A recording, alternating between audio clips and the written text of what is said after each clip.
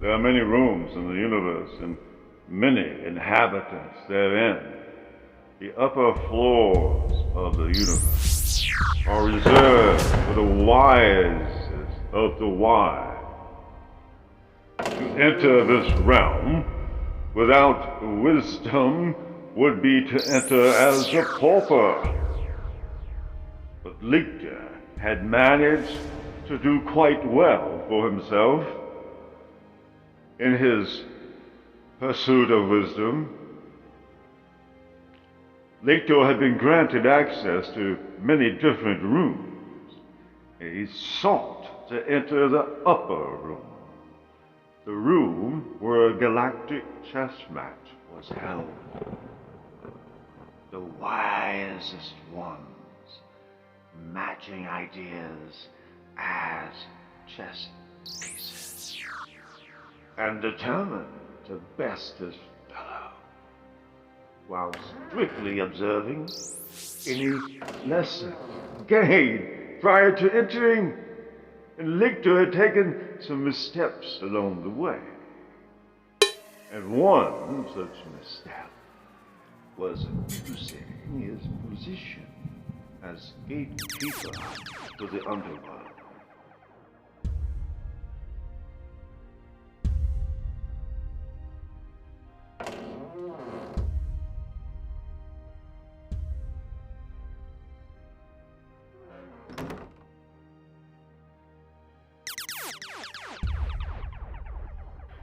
Lictor felt the assignment was beneath him, that he had been overlooked for more promising positions, and he secretly plotted to gather the most fierce denizens of the underworld under his power. He promised them freedom from their captivity and perhaps their judgments.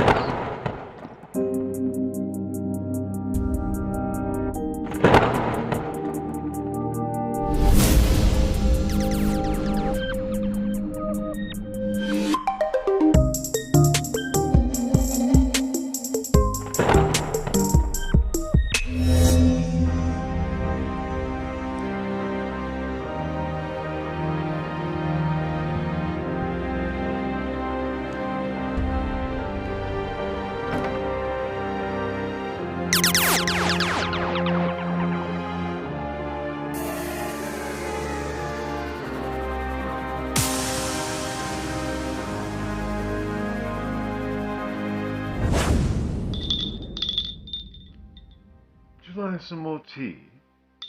Yes, please.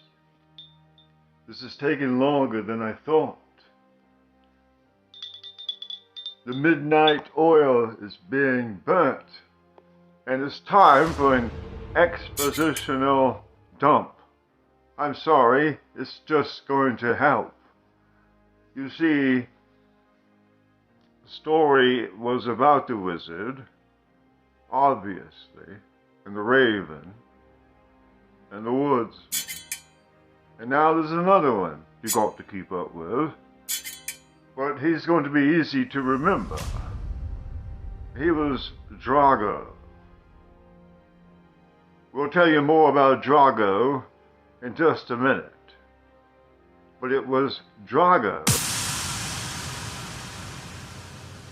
from the underworld that had gotten loose, sort of.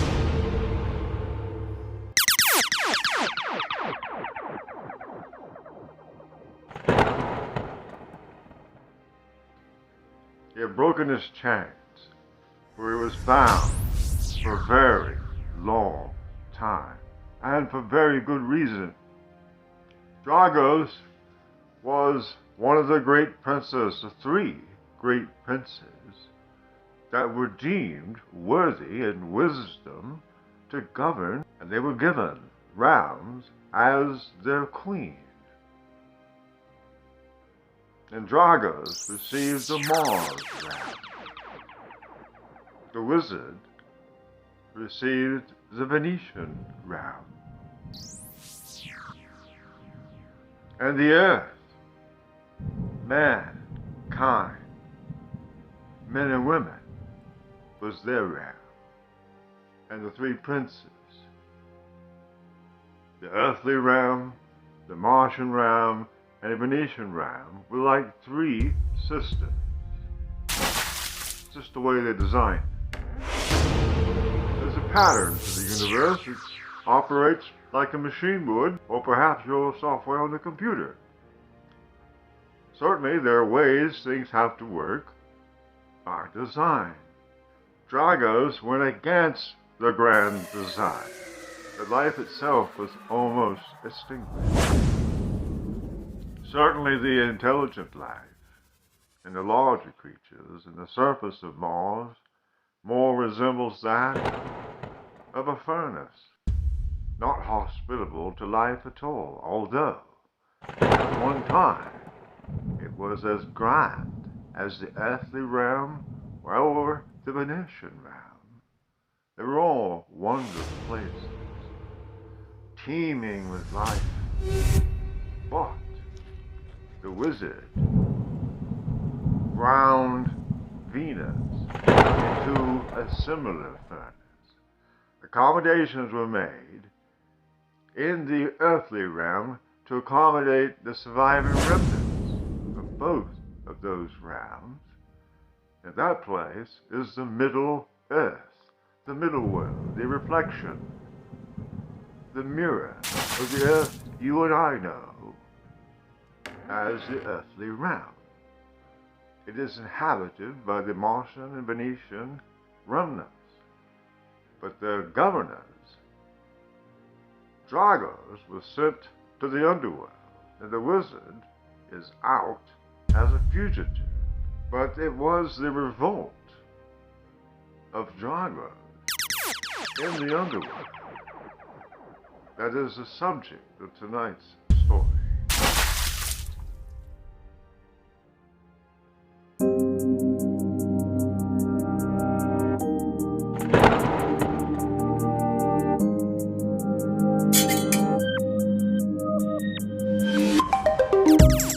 Lictor was reckless in his ways and forgetting that wisdom was once his dream.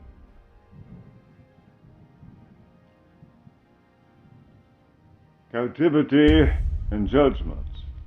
Lictor's plan was to fight his way from the underworld to the Middle Earth and into the earthly realms above the surface. Lictor was reckless in his ways and forgotten that wisdom was once his dream, and now he thought only of vengeance.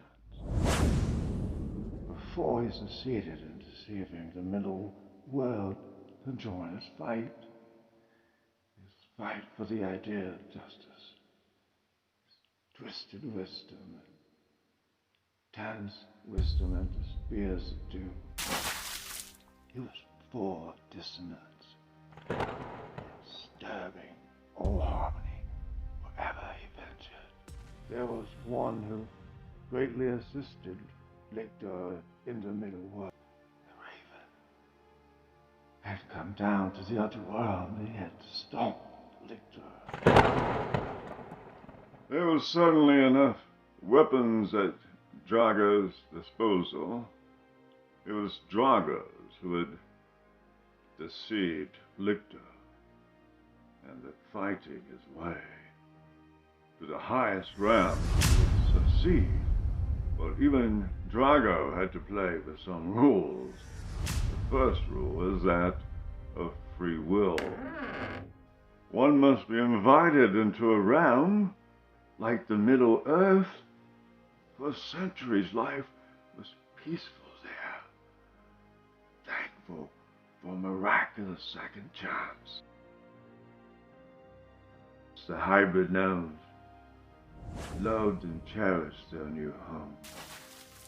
They all held in their consciousness the bitter memory of the downfall of the original realm.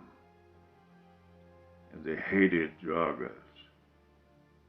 They hated Dragos for deceiving them so deeply. And there were some who longed for the old ways, the ways of Drago's Mars Kingdom.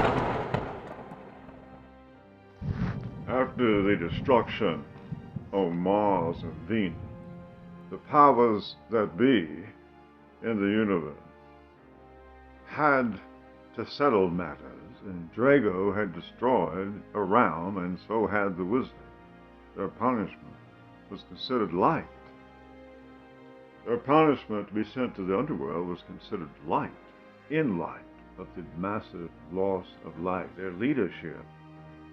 And so, to ponder the concept that Dragos could regain the throne of the hybrid gnome was something a raven could not tolerate. Dragos had urged LICTOR to conquer the middle world, to reclaim what was rightfully his, according to his logic. And LICTOR had convinced Peter to develop technology and to show the gnomes forbidden secrets.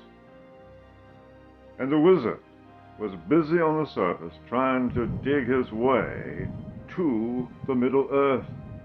It was a race between Dragos and the wizard to see who could control the Middle West.